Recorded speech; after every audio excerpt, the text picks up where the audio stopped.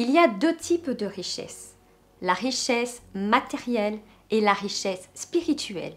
La richesse matérielle, c'est la richesse d'avoir un compte en banque rempli, la richesse d'avoir une belle voiture, la richesse d'avoir une belle maison, la richesse de voyager en premium class dans un avion, la richesse de pouvoir se payer tous les bijoux, tous les vêtements, toutes les chaussures que l'on désire, la richesse de pouvoir s'offrir la technologie de pointe, l'ordinateur, le téléviseur, le casque.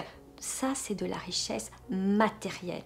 Mais la richesse matérielle ne suffit pas. Elle fait partie de la grande richesse. La richesse qui est pleine, la richesse qui nourrit son cœur, qui nourrit sa foi, qui nourrit son âme, qui nourrit son être, c'est la richesse spirituelle. La richesse de pouvoir se reconnecter à soi, la richesse de savoir ce que l'on veut, la richesse de connecter à sa propre sagesse intérieure, la richesse de se connecter et de vibrer avec son âme, d'être vraiment l'être le plus large, le plus grand, le plus ouvert au monde intérieur à soi, de qui je suis, mes émotions, mais aussi ouvert par rapport aux autres. Et si cette partie spirituelle n'est pas développée en amont de développer une richesse matérielle qui est juste une conséquence de la richesse spirituelle, eh bien c'est comme rouler une voiture avec un carburant qui est vide.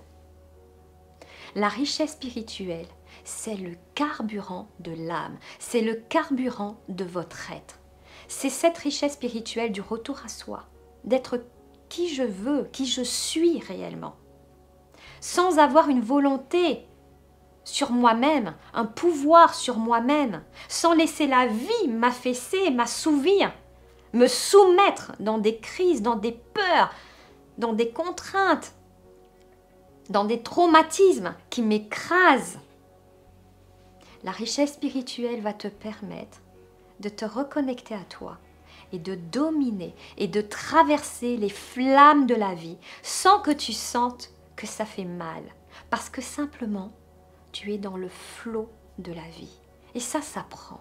La richesse spirituelle, c'est un temps pour toi où tu t'assois, tu médites avec toi-même. Méditer ne veut pas dire passer des heures à ne rien dire. Méditer, tu peux méditer en chantant, tu peux méditer en dansant, tu peux méditer en marchant, tu peux méditer juste en découpant des légumes dans ta cuisine. Mais c'est être avec toi, être à l'écoute de ton moi profond, de tes besoins, de tes sensations, de tes émotions, de les nourrir, de répondre à toi d'abord. Et en faisant cela, tu verras que tout naturellement, toute la richesse matérielle que tu désires, elle va se manifester en un battement de cœur. Parce que tout va s'organiser naturellement pour que ça prenne place. Et si ça te correspond vraiment, si c'est dans ta trajectoire d'âme, si c'est dans les astres qui sont inscrits à l'intérieur de toi, parce que tu es la représentation de l'univers, alors tu verras les manifestations couler à flot.